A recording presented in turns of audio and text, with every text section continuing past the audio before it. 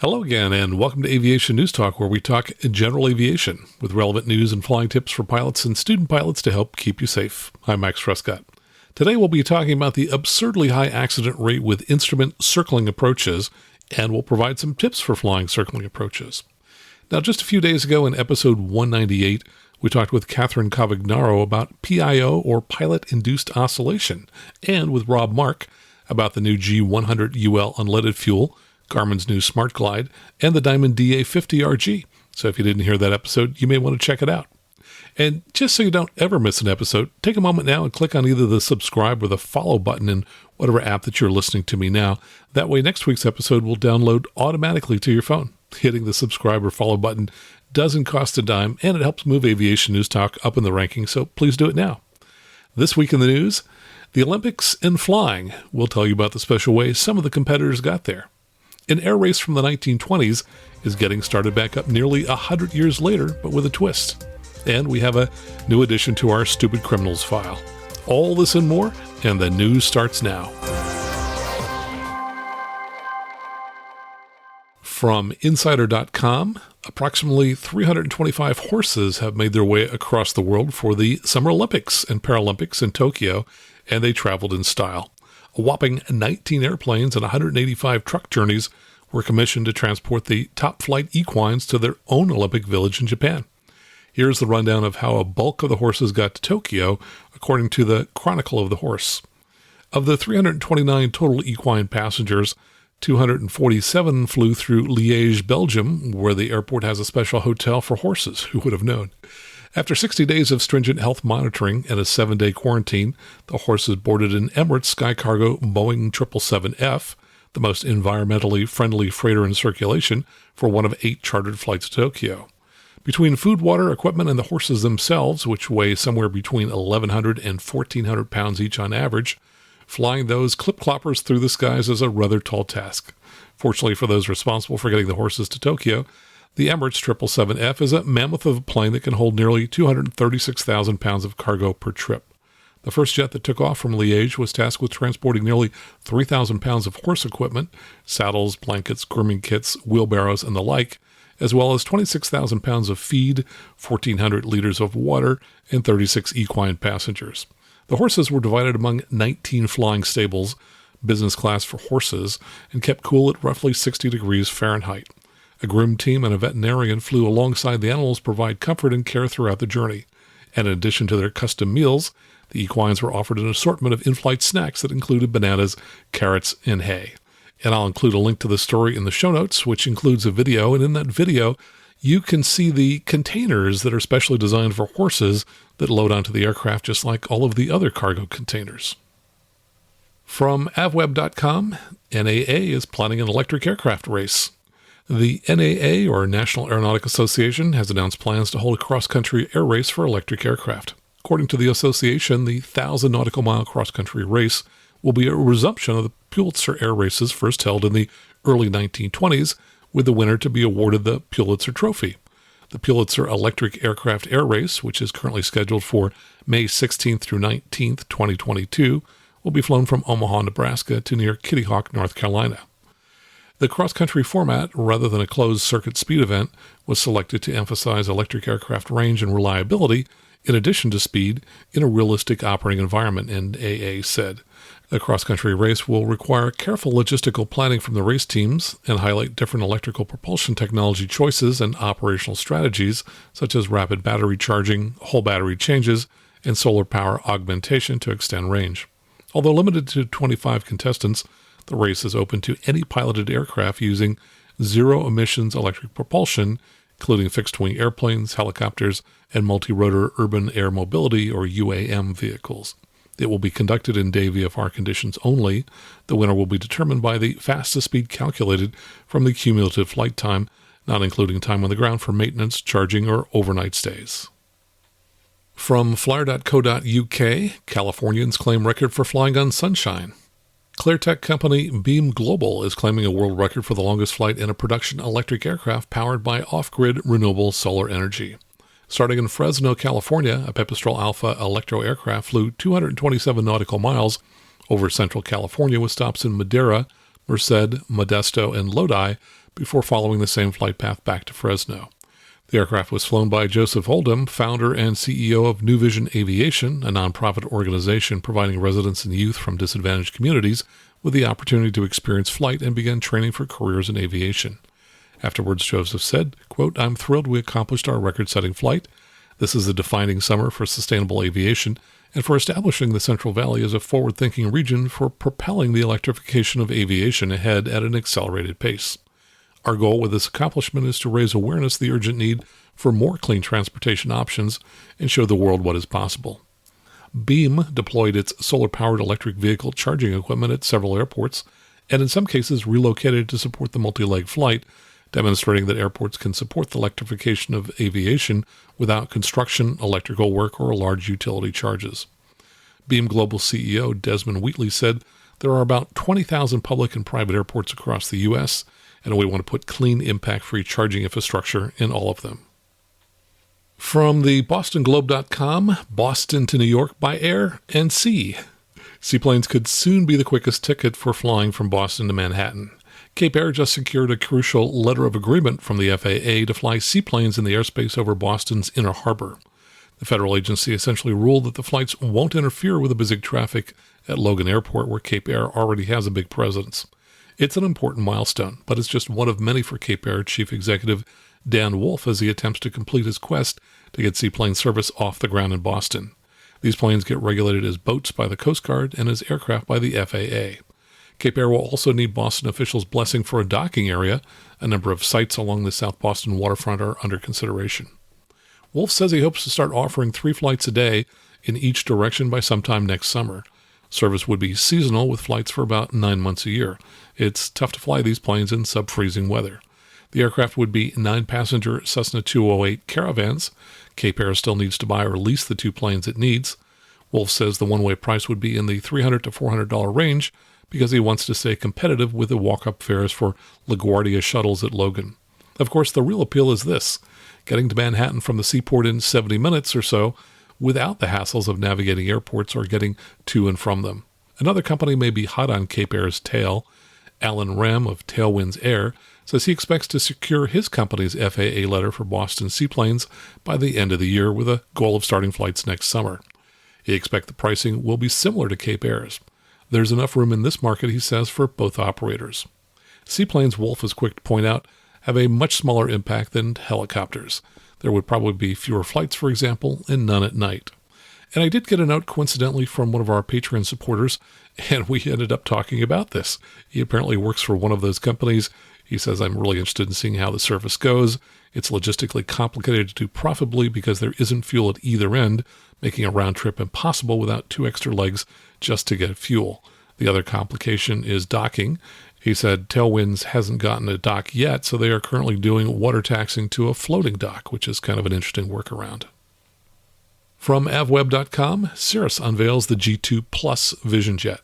The Cirrus Vision Jet is getting a 20% increase in takeoff performance with the launch of the G2 Plus version. In addition to the newly optimized thrust profile, the latest upgrade to the single-engine Vision Jet will also add GoGo in-flight Wi-Fi and expanded color options. According to Cirrus, G2 Plus deliveries are to begin in August. Cirrus Aircraft CEO Sean Nielsen said the enhancements to both the takeoff performance capability in hot and high conditions and the in-flight Wi-Fi connected passenger experience ensure that the Vision Jet continues to exceed the evolving needs of our owners, both present and future. This aircraft is one more revolutionary advance in personal aviation made possible by the world-class team at Cirrus Aircraft. The Williams FJ33-5A powered G2 Plus Vision Jet has a range of 1,275 nautical miles, cruise speed of 305 knots, and a payload of 1,400 pounds. Features include auto throttle, a whole airplane parachute, the Safe Return Emergency Auto Land System, and the Garmin Perspective Touch Plus flight deck. The aircraft received its FAA type certificate in 2016, and the second-generation G2 was introduced in 2019. And from Gazette.com, which I think is a local newspaper in Colorado, it says NTSB initial report, pilots in fatal Aspen crash attempted to thread the needle. A preliminary report regarding the July 3rd fatal plane crash 9 miles east of Aspen noted that before takeoff, the pilots abandoned a pre-approved flight path in favor of taking their own.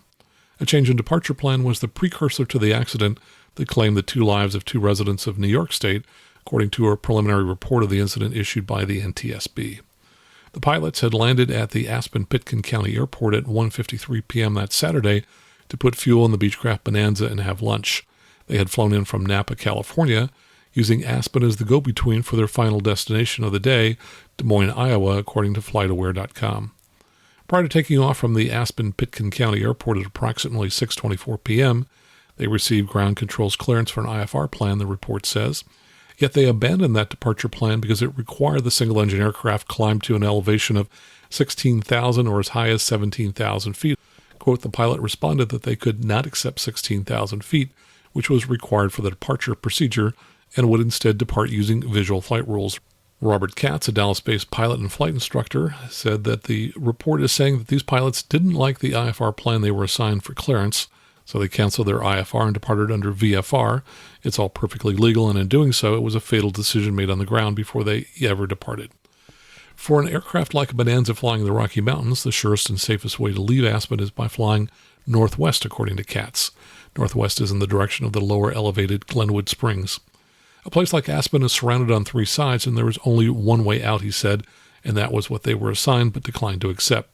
The pilots weren't sure what their departure plan was at the time. Are you going down valley before you make your eastbound turn, or are you going northeast through the ridge? ATC asked the pilots. We're going to make our decision once we take off, actually, one of the pilots said, once we see what's going on.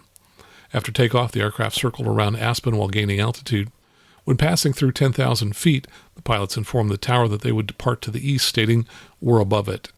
The NTSB's preliminary report said when the flight was 5 miles east of the airport, the tower controller informed them that they were leaving their airspace and approved a frequency change. Less than 14 minutes into the flight, at 6:38 p.m., the plane crashed near Midway Pass.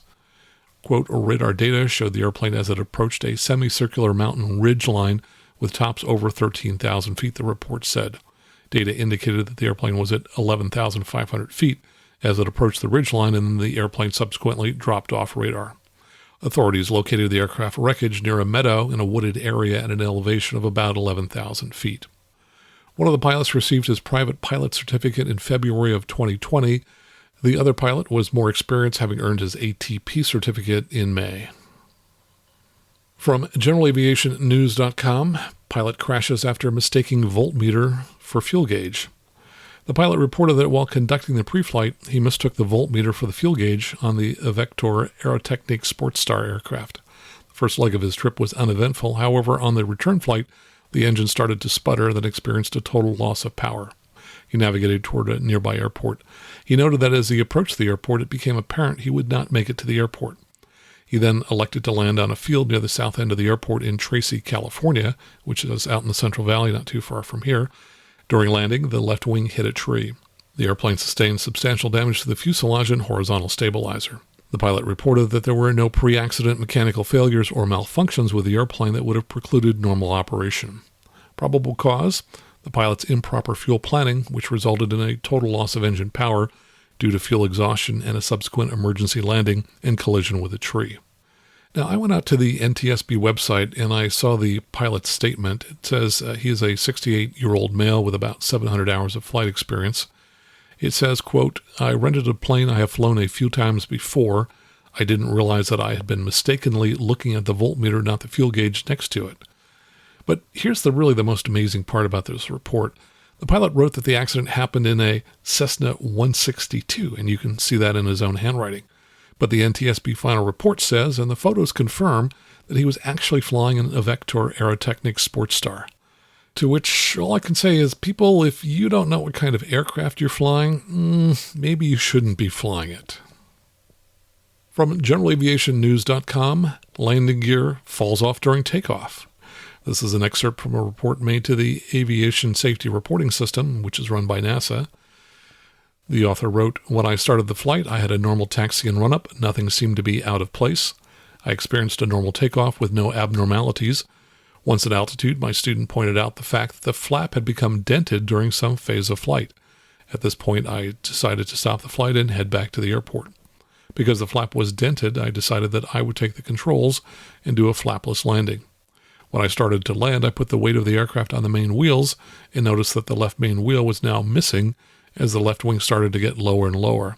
I then decided to cut the mixture and come into a complete stop on the runway and wait for assistance. What I think happened is one of the bolts that holds in the landing gear came loose, and on takeoff came undone and took the rest of the landing gear with it.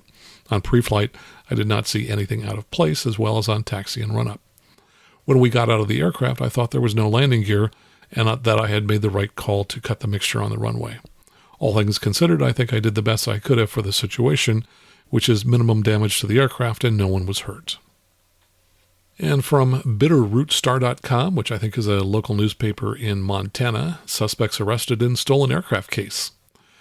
Ravalli County Sheriff Steve Holton said that 2 adults from the Helena area were arrested during an investigation into an abandoned aircraft on Highway 93. Sheriff Holton said a local citizen provided information which led to locating and identifying 3 occupants of the plane at a Hamilton area motel on Sunday. The pilot was identified as 33-year-old Casey Shane Gessner. Gessner told deputies he was forced to make an emergency landing on Highway 93 due to malfunctioning fuel tanks at approximately 4 a.m. on Sunday morning. The plane was discovered to have been stolen from a Helena area aviation company, and Gessner was ultimately arrested for felony theft as well as 4 outstanding warrants out of Helena City Court. An adult female was arrested during the investigation for the offenses of 2 counts of felony criminal possession of dangerous drugs, felony tampering with or fabricating physical evidence, misdemeanor obstruction of a police officer, and misdemeanor criminal possession of dangerous drugs. A 3rd passenger was identified, an adult male also from Helena. That male has not been charged with any crimes at this point in the investigation. The aircraft was reported stolen to the Helena Police Department by the owners, and arrangements are being made to retrieve the Cessna. And finally, from losangeles.cbslocal.com, man arrested for firing shots at Ventura County Firehawk helicopter. A man faces several charges, including attempted murder, after authorities say he fired a gun at a Ventura County Firehawk helicopter. The man, age 44, was arrested on several charges in connection with shots fired at the crew of the Ventura County Firehawk Copter 4 the prior night. The crew had been conducting nighttime training operations in Lake Casitas at about 9:15 p.m. when they became aware of gunfire directed at them, according to the Ventura County Sheriff's Department. The helicopter's pilot took evasive action and identified a suspect vehicle speeding away and followed it into Oakview, where it stopped in the 200 block of Olive Street. Authorities say the suspect got out of the car and fired more shots at the helicopter, then ran away to avoid being arrested. After an extensive search of the area with a canine team, a small SWAT contingent, and the helicopter, the man was found and taken into custody, sheriff's officials said. The handgun used during both shootings was also recovered. Ventura County Copter 4 was not damaged in either shooting. The man was arrested on several charges, including attempted murder, assault with a firearm upon a police officer or firefighter, and shooting at an aircraft. He is being held on $910,000 bail. Well, that's the news for this week. Coming up next, listener feedback, and then we'll talk about the dangers of IFR circling approaches and pass along some tips for flying them. All right here on the Aviation News Talk podcast.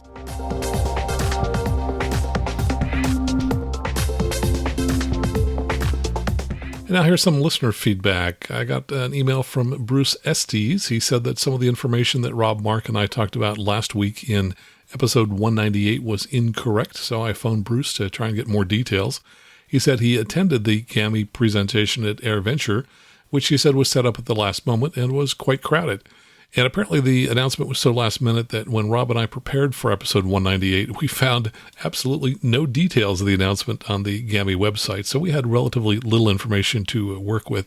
At the beginning of that piece, I said that I thought historically GAMI had challenges getting their new fuel to work with high horsepower engines, and that this new STC might be for 200 horsepower and lower engines.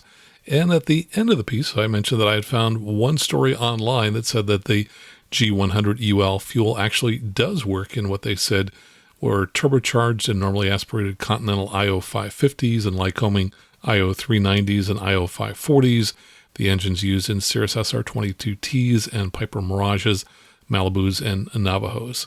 Bruce said that the initial STC is actually for those higher power engines, and that STCs for the lower power engines are expected to be approved in the second quarter of 2022. So Bruce, thanks so much for that clarification.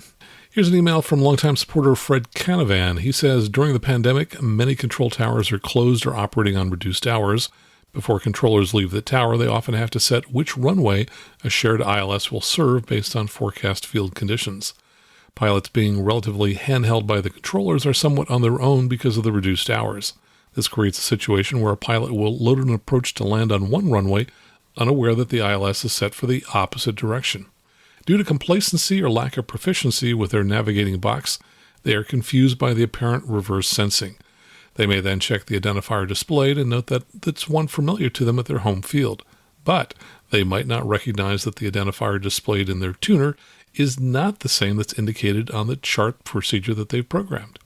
This is aggravated by a common practice which is very annoying to me, and that's not having the chart out for review and reference. I'm not saying to necessarily have it in your scan and navigate by it. I already covered that in a different letter, but to perform a deliberate detailed review before beginning an approach. It surely does not help that on JEP's charts, the ILS frequency is in bold, but the identifier is not. Best and thanks for all you do. Well, Fred, thanks so much for sending that along.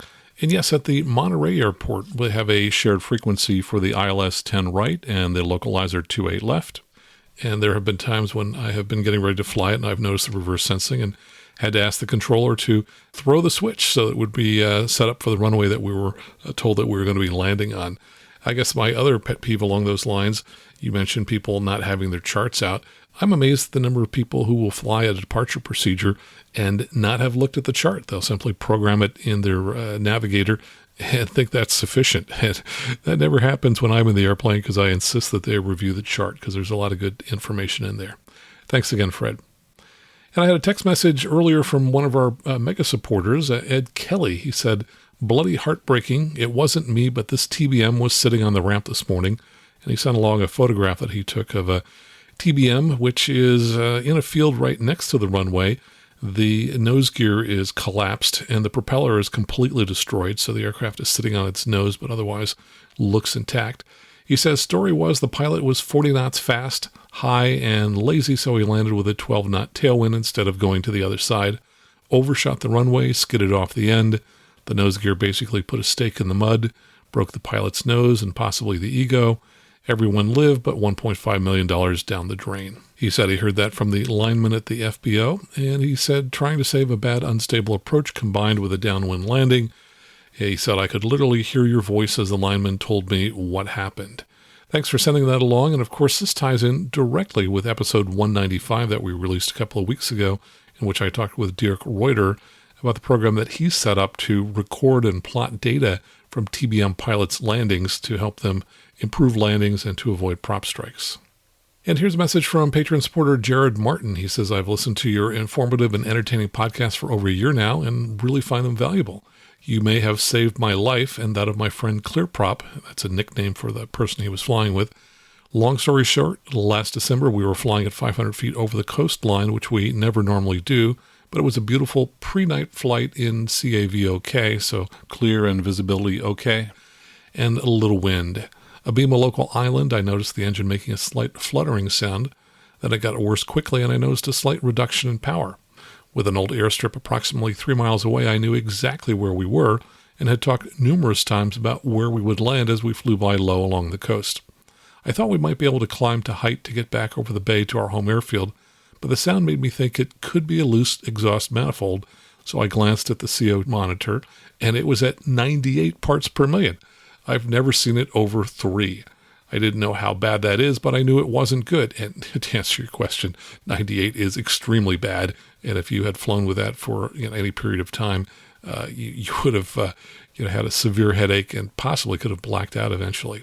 He says, I immediately turned toward the closed airstrip for a precautionary landing. I wasn't going to mess around with CO. We landed and ended up getting a $300 taxi ride home.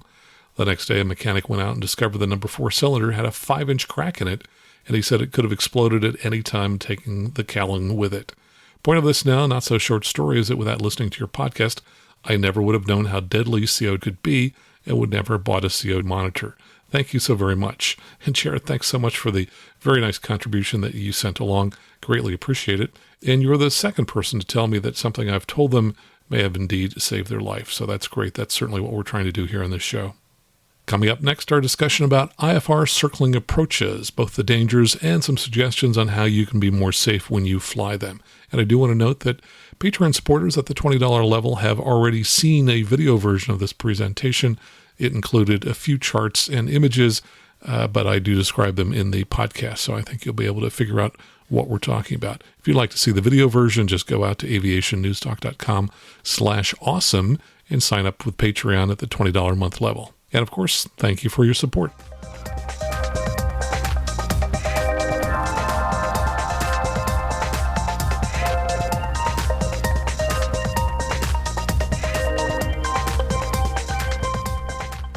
And now let's talk about circling approaches. I've always thought that pilots underestimate the difficulty of circling, which is why I've wanted to talk about this topic for some time, as it's an important one that continues to kill pilots. We'll talk today about what circling is, the extremely high accident rate it has, and then talk about some of the problems pilots encounter circling and how to deal with those problems. And even if you're a high-time instrument pilot, I'm guessing you'll learn at least one new thing from our discussion. A circling approach is a maneuver an aircraft performs when it flies an instrument approach to one runway, but then maneuvers in the vicinity of the airport to land on a different runway. Circling is seemingly simple, but there are bear traps in circling that kill both experienced and inexperienced pilots. You may recall we talked in episode 197 about a Challenger 605 jet that crashed in July while doing a circling approach into Truckee Airport. Interestingly, I just came across an NTSB report for a Learjet that crashed during a circling approach to the same airport, and that jogged my memory that I once met a pilot while skiing who had also crashed his airplane at the Truckee Airport doing an IFR circling approach. He survived, and I always remember him as he was cocky and competitive and challenged me to race him down the hill.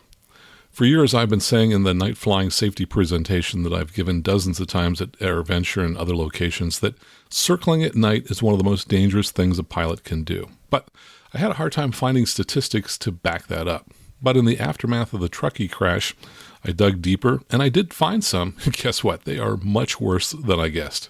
For example, a lot of pilots know that night flying is more dangerous. If you look at the accident rates, about 15% of all accidents in the daytime are fatal, but at night about 30% of all accidents involve fatalities. So from that one data point, you could conclude that flying at night is 2 times more dangerous than flying in the daytime. So how much more dangerous do you suppose flying a circling approach is compared to flying a straight-in instrument approach? Do you think it's perhaps twice as dangerous or maybe 4 times as dangerous? Here's a statement I initially read. I found it on skybrary.aero, which is a website for the Flight Safety Foundation. Frank Jackman at the Flight Safety Foundation helped me track down the original source, which is an ICAO document, for which I've included a link in the show notes. That document compares the safety of a circling approach with a straight-in GPS approach with vertical guidance, such as an LPV. It says, continuous vertical guidance combined with continuous lateral guidance, so for example an ILS or RNAV approach with LPV minimums, is recognized as greatly reducing the risk of CFIT, which would be controlled flight into terrain, during approach and landing. ICAO considers the risk is reduced by a factor of 25 times compared to a classical circling approach. Now that is a huge difference. And let's try to put that in perspective. Let's say you were to fly one instrument approach every 2 weeks, so at the end of the year you would have flown 26 approaches.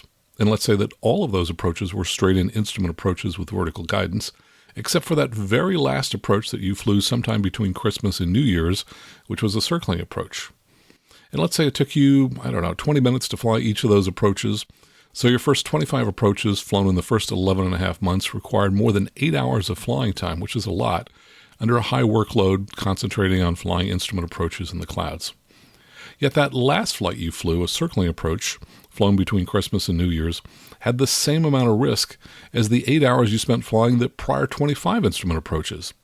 But most of the risk when circling occurs is in that last 2 minutes as you start to maneuver for a different runway. So really, those 2 minutes of circling flight have about the same risk as your prior 25 instrument approaches. Now that you know circling is 25 times more dangerous, why would you do it at all? Why wouldn't you look for every other conceivable option rather than circle? For example, perhaps you chose a circling approach because it had lower minimums than a straight-in approach. That was the case in the recent Truckee Airport crash. The approach that pilot flew to runway 20 had circling minimums of 7,700 feet for Category C, But the approach to runway 11, which would have been a straight-in approach, has straight-in minimums of 7,720 feet, which is just 20 feet higher. Those minimums are 1,900 feet AGL, and the clouds were reported as 2,800 feet broken.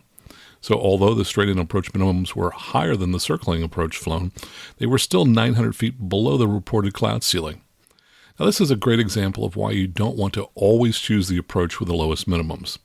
So if you're thinking of doing a circling approach because it had lower minimums, consider whether a safer straight-in approach could work instead, even with higher minimums. Or perhaps instead of circling, you could land with a tailwind. You would, of course, have to spend time calculating the amount of runway required to land with a tailwind, and there are, of course, tailwinds that are so strong you wouldn't want to land with a tailwind, but it's still an option to consider. Or you might consider diverting to another airport. For example, there was at least one aircraft that diverted from Truckee to Reno a couple of hours before the Challenger crashed at Truckee. Remember, when you fly, you always have options. You just need to think through them and then choose the safest option. So let's talk about why circling approaches are so dangerous and some of the tricks for flying them.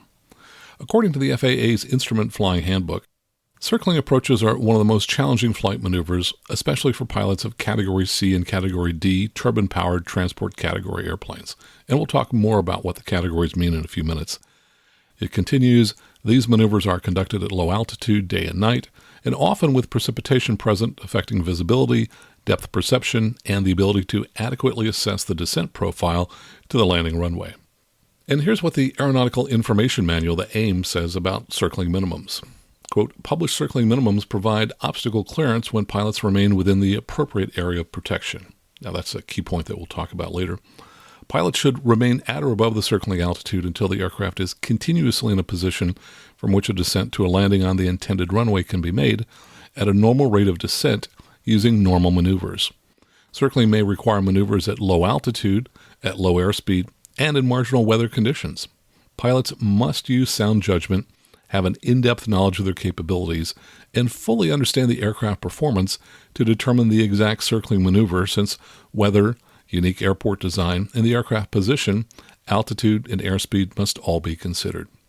And by the way, you may be wondering exactly what kind of pattern an IFR aircraft should fly after it leaves the straight-in portion of an instrument approach and begins circling to land on a different runway. There are a few published diagrams on the paths that an aircraft might follow, but these are not mandatory. And an aircraft flying a circling IFR approach can fly any path they wish to get to the runway, as long as they stay within the boundaries of the circling area.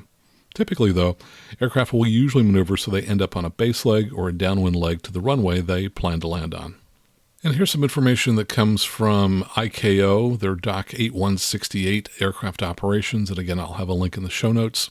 It says a circling approach is a visual flight maneuver. After initial visual contact, the basic assumption is that the runway environment, i.e. the runway threshold or approach lighting aids or other markings identifiable with the runway, should be kept in sight while at the MDA for circling.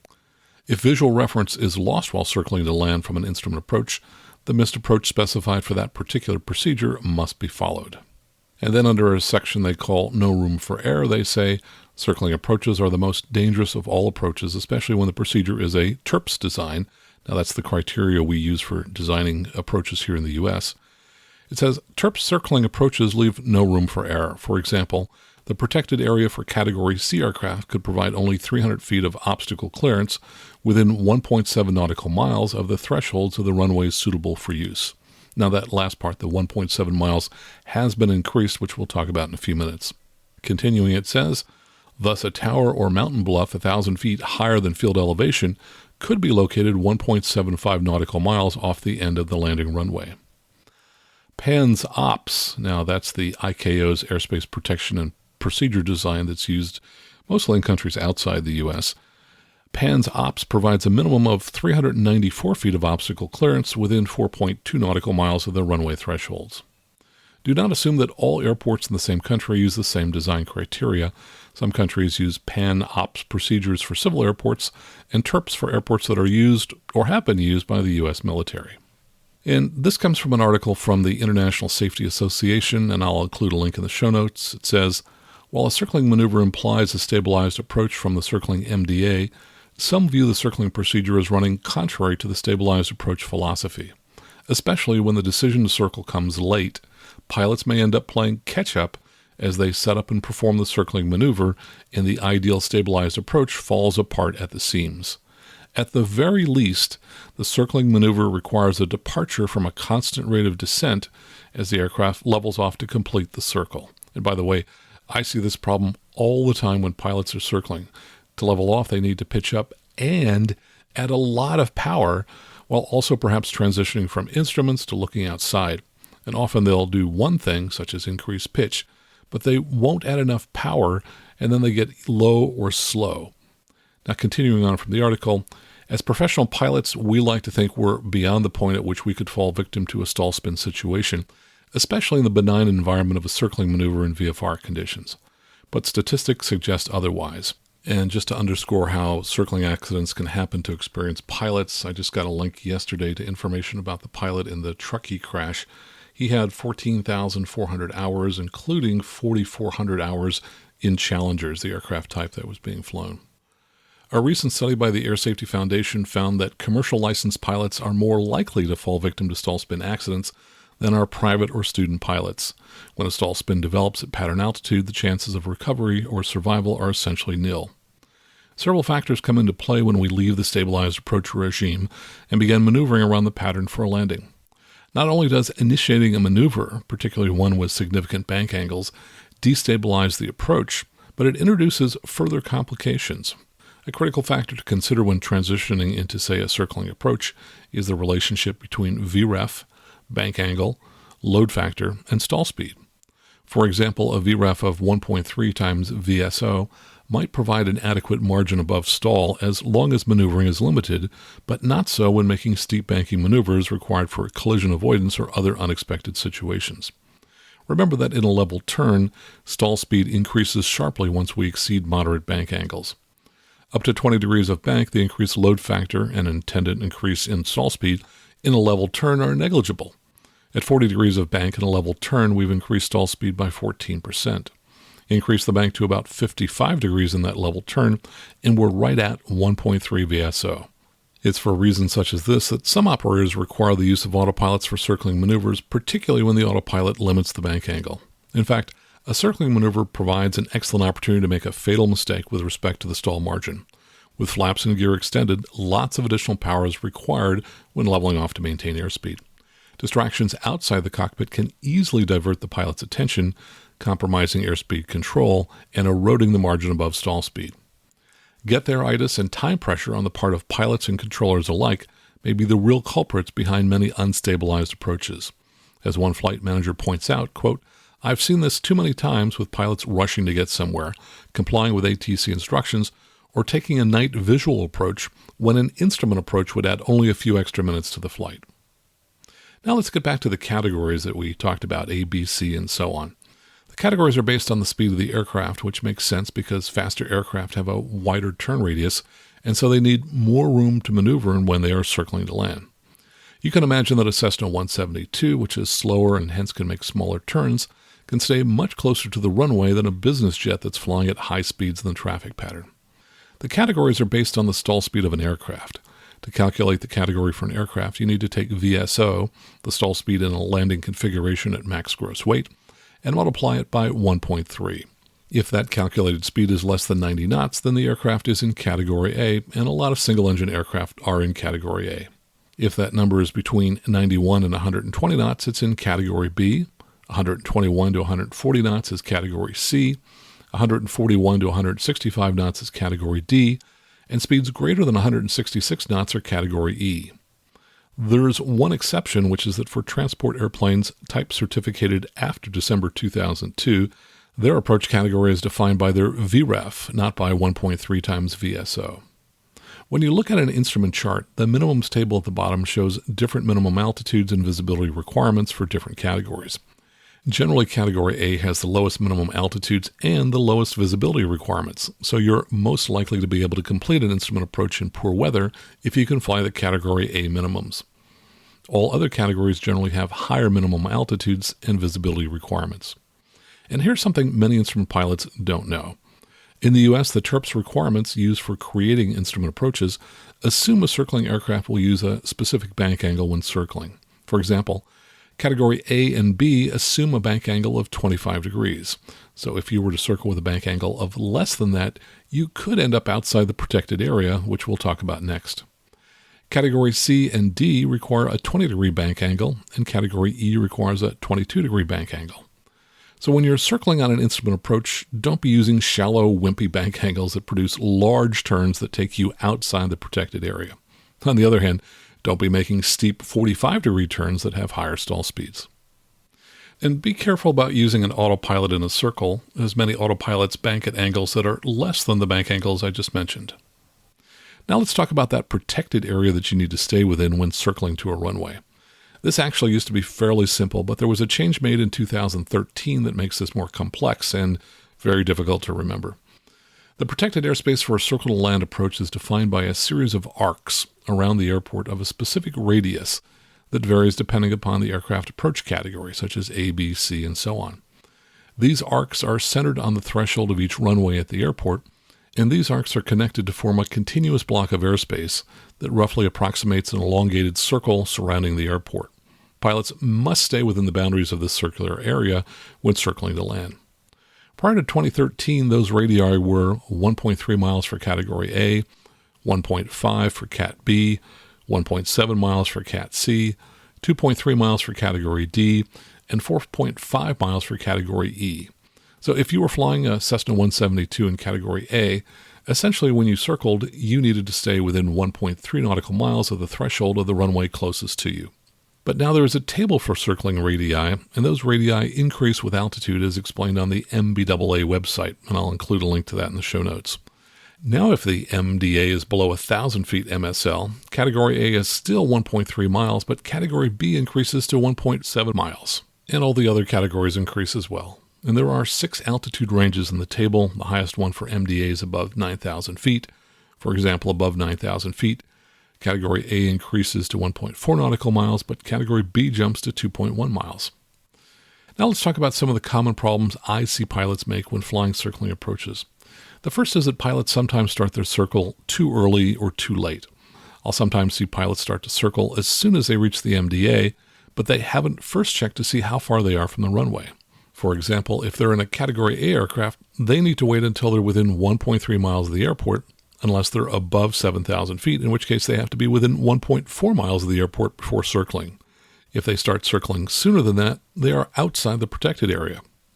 Sometimes pilots don't start to circle until they're practically over the airport. That can happen if they were slow to get down to the MDA. Now, they can still circle when over top the airport, but most likely they'll end up having to make larger turns than they would have had to make if they started circling a mile or so before reaching the airport. As I mentioned earlier, pilots often don't level off properly for the circle. They often pitch up sufficiently, but don't add enough power, and then they end up slow. Remember, when you have the landing gear down and the flaps extended, it takes a lot of power to remain level. On the instrument and ATP check rides, when flying a circle, the altitude tolerance is -0 and +100 feet. So you can't go below the MDA, and you can't climb back up more than 100 feet above the MDA during the circle. The reason for that is the FAA is testing your ability to remain level, as they don't want you to inadvertently climb back into a low cloud deck during your circle. Another common issue is that pilots don't think through the turns they'll make in the circle ahead of time. For example, many instrument chart notes include restrictions that prohibit circling altogether or in some quadrants of the airport. For example, they might tell you that circling is prohibited west of runways 18 and 36. In that case, all circling has to be done to the east of the airport. Also, at towered airports, a controller might instruct a pilot about which direction he or she must circle as they reach the airport. For example, at my home airport, which has a GPS approach to runway 31, the controller might tell me to circle north to runway 13. That tells me I need to make left traffic to runway 13. And if you ever get confused by an instruction such as circle north, just look at your heading indicator or HSI, look for which side the N for north is located on, and turn in that direction to start your circle. Another common problem I see is that during a circle, pilots often fly a downwind that's much too close to the airport. Now that's going to create a very short base leg, and then when they turn from base to final, they're likely to overshoot the runway. Sadly, many circling accidents occur from a stall spin at the base to final turn, as pilots overshooting the runway will sometimes try to fix the problem with a very steep turn or with a huge amount of rudder, which they incorrectly think will speed up their turn. In this situation, the best solution is to recognize the problem, and rather than try to fix it, just continue to circle the airport and try again, or fly the missed approach procedure. But the real question is, how do so many pilots end up flying a downwind that's too close to the airport? And if you think about it, the answer is obvious. And once you understand the problem, it's easy to anticipate and fix it. Here's a hint. If the MDA is close to the normal traffic pattern altitude, pilots are less likely to fly a downwind that's too close to the airport. But circling MDAs can be as low as half the traffic pattern altitude. So instead of flying a 1,000-foot traffic pattern, you might find yourself circling and flying a traffic pattern at just 500 feet. Now think now about how, when flying a normal traffic pattern, what the airport looks like when you're on downwind abeam the airport. If you're in a high-wing aircraft, you might position yourself so the runway crosses the strut in a particular place, or if you're in a low wing, perhaps you position yourself so the runway is just above the wingtip. Methods like this in common GA aircraft produce a downwind that's parallel to the runway and perhaps 0.6 to 1.0 miles away from the runway. But now imagine you're at just 500 feet. To get that same view of the runway from the aircraft, you'd need to be half as close to the runway. So instead of perhaps being a mile from the runway on downwind, you're now just half a mile away. This cuts your base leg in half, and it creates a high probability of overshooting the base to final turn. So when circling at an MDA that's below pattern altitude, force yourself to fly a downwind that looks farther from the runway than normal. You might also use a moving map or GPS to provide another measure of how far your downwind is from the runway. Planning ahead like this will probably prevent you from overshooting the base to final turn. Another reason people may overshoot the base to final turn, and this also applies to VFR pilots flying a traffic pattern, is if you have a tailwind on the base leg. That will increase your ground speed and increase the odds you'll overshoot the base to final turn. Of course, the easiest way to avoid overshooting the final is to start your turn early and make sure you're not faster than usual. And if you're flying in a modern glass cockpit, such as in the Garmin G1000 NXI or Cirrus Perspective, or the G3000 or G5000, there's a useful tool available that you can use on every landing to guarantee that you don't overshoot the final. In these aircraft, the track vector, which is a light blue line that extends from the front of your aircraft symbol on the moving map, curves during turns to show your future flight path. I found that glancing at the track vector for even a second helps me determine at the start of my turn whether the bank angle I've chosen will bring me out onto the extended center line of the runway. By glancing at the track vector and making small changes to bank angle, you can roll out on the extended center line every time. Another common issue is that pilots don't understand when they can descend below the MDA to land. The FAR say a pilot can't go below the MDA until the aircraft is continuously in a position from which a descent to a landing on the intended runway can be made at a normal rate of descent using normal maneuvers. Typically, I see pilots in that position soon after they turn onto the base. But if the MDA is high, you might find yourself in a position to land while you're still on downwind, which is the case at the nearby Watsonville Airport, where the MDA of the VOR Alpha approaches 1,300 feet MSL, about 100 feet higher than the normal traffic pattern. Another thing pilots sometimes forget to do during a circle is to frequently look at the airport. If you lose sight of the airport, perhaps because a piece of cloud is hanging between you and the airport, you must immediately begin flying the published missed approach. But since you're in a circle, you're no longer in position for the beginning of the missed approach procedure. Remember, the safest place to be is over the airport because there are no obstacles near the airport. Therefore, when going missed during a circle, your first turn should always be a climbing turn toward the center of the airport. Then, join the published missed when you're over the airport, unless you're too low, in which case you may want to gain altitude circling over the airport before turning onto the missed approach procedure. Finally, here are some suggestions for increasing safety on circling approaches. These come from a European circling approach discussion paper, and I'll include a link to it in the show notes. Restrictions for circling approaches.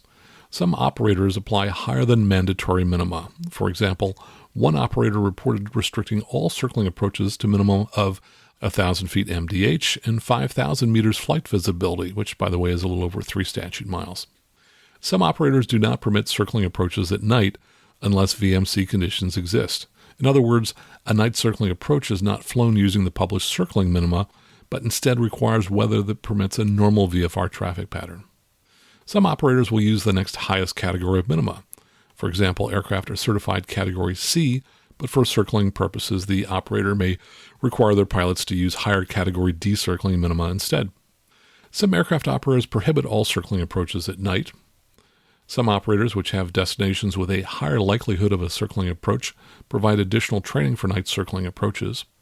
Some operators report a practice of restrictions per destination based on destination risk analysis, for example, prohibiting circling at night due to the lack of lead-in lights. Other aircraft operators do not allow circling approaches using TERPs-designed approaches, and others just prohibit circling approaches at night designed in accordance with TERPs. Some operators restrict circling approaches or subsets such as night circling or prescribed track circling to specifically qualified commanders who may also be required to operate as the pilot flying for such approaches. A commonly accepted approach by many charter operators and professionally flown corporate aircraft is to only conduct a circle-to-land action if it can be done under normal VFR pattern conditions. This is most applicable when a pilot finds themselves needing to just descend through a layer from the en route environment to land at an airport that generally has better than IFR weather conditions. Even if an operator allows pilots to fly down to the published circling minimum descent altitude, it's good practice to maintain normal VFR traffic pattern altitude if weather conditions permit. It's a lot safer to circle at 1,000 feet AGL than at 350 to 400 feet MDAs. Some respondents suggested practices to cope with the difficulty of obtaining and maintaining visual reference when the pilot flying is in the wrong pilot seat to maintain full visual reference with the airport environment. And they give some examples here. Captain to fly circling approach with left-hand downwind. First officer to fly circling approach with right-hand downwind. The initial approach, brake to downwind, and the initial downward legs are generally visually assured from the left seat. A briefing to the first officer to keep the runway in sight during the base turn must be done. The initial final turn is generally coordinated between the left pilot flying and the pilot not flying until final turn is completed. The opposite can be achieved with a left-hand circuit with the pilot in the right seat flying. Use the first officer to call the turn and direct the captain to start complete turns. So to summarize, circling is the most difficult instrument skill there is. I see pilots screw it up all the time.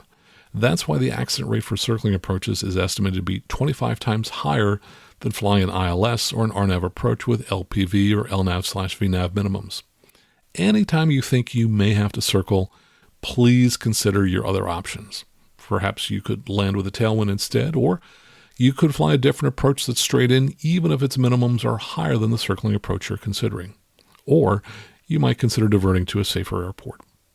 And if you are going to circle, remember to fly your downwind far enough away from the runway so that you will have a base leg that's long enough for you to do a normal turn to final and reduce the chance of overshooting that base to final turn. And if you do overshoot that base to final turn, please think about going around rather than trying to salvage the landing. Coming up next, a few updates, right here on the Aviation News Talk podcast.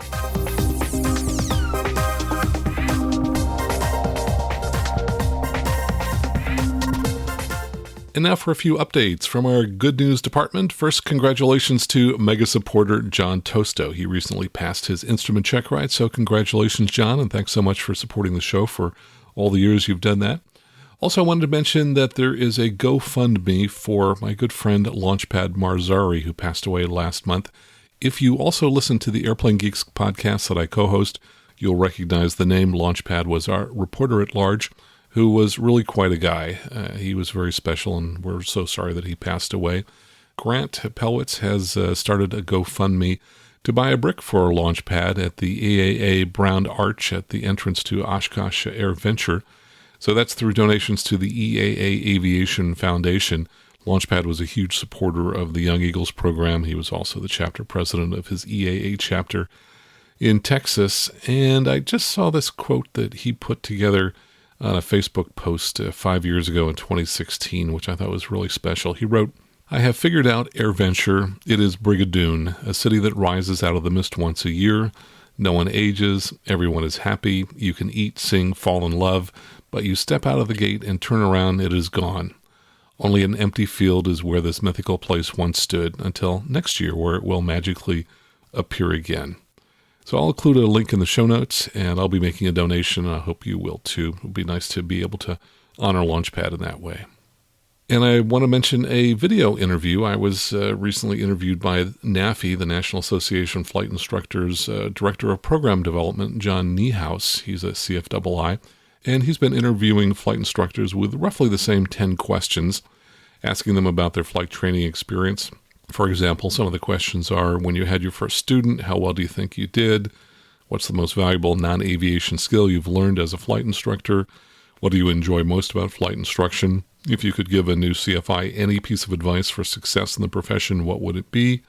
And his first question is usually, was flight instruction part of your original career plan? And here's part of my answer.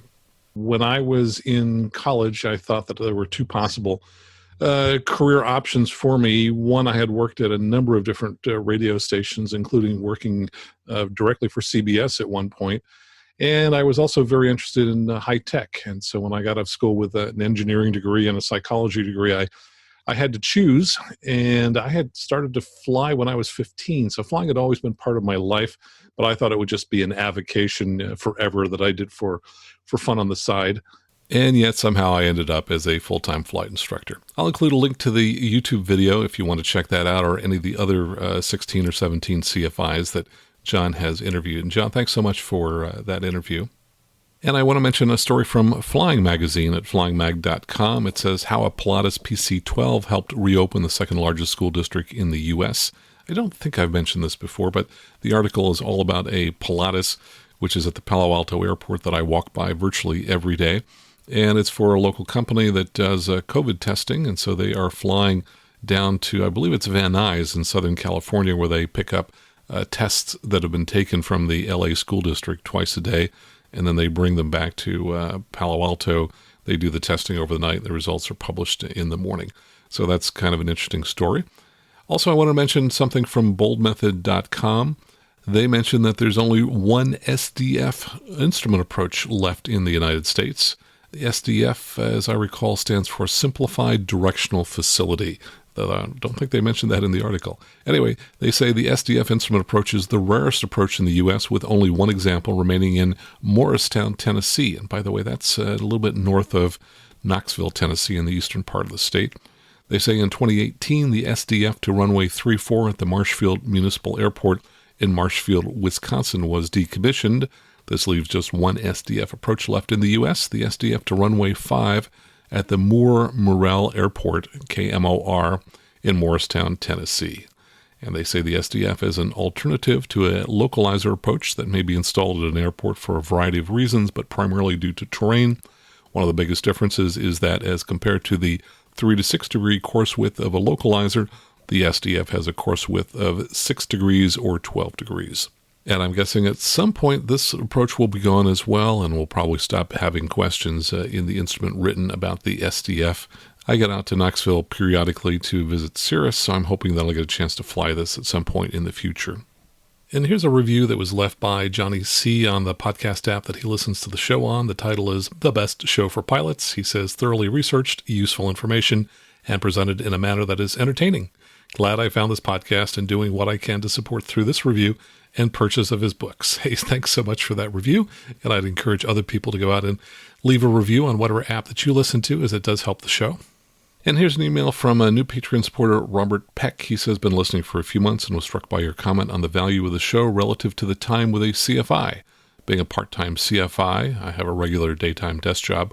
I can definitely support that concept. I encourage all my students and others interested in aviation to listen to and support your show. Just finished listening to episode 184, a Boeing test pilot with IFR engine out, and was struck by the relevancy of the content with practical tips in real-life scenarios. While I probably wouldn't encourage my students to brake left upon seeing the runway, the other points about knowing where nearest airports are, communicating what you need, etc., are great reminders, and I'll put appropriate focus on these with my students. Robert, thanks so much for your email, and thanks so much for signing up to be a Patreon supporter. And speaking of Patreon supporters, we have just 3 new ones. They include Steve Meinzen, who edited his pledge up to $35 a month, so he's now able to view my online courses at pilotlearning.com. And we have 2 people who signed up at the $20 a month, so they have access to all the bonus videos that I've posted, including the one about circling. So Chris Knotts and Jeffrey Evans, thanks so much. We also have some one-time donations. I missed reading a few of these last month, so let me quickly catch up. My thanks to Daniel Donovan, who donated $25 and wrote great podcast. Richard Benson, who donated $50. Jesse Bunch, $50. Patrick Wiggins, $50. Aaron George, $50, who says, thanks for all the wonderful content. And Jared Martin, who donated $250. He says, I'd like to donate $250 as a one-off for being tardy in signing up. I have listened to your content and entertaining podcasts for over a year now and find them really valuable. Well, Jared, thanks so much. And thanks to everyone who supports the show in whatever way that you do. And it's really easy to support the show. It'll take you only a couple of minutes. 2 ways to do it. Just head out to aviationnewstalk.com/awesome, which will take you to our Patreon site where you can use your credit card to sign up for a monthly donation at different dollar levels. And you can get different goodies at different amounts. And then you can also sign up via PayPal. Don't even need a PayPal account. Just go out to aviationnewstalk.com/PayPal, and you can make either a one-time donation or a monthly donation. And of course, I'll have links to this in our show notes. So until next time, fly safely, have fun, and keep the blue side up.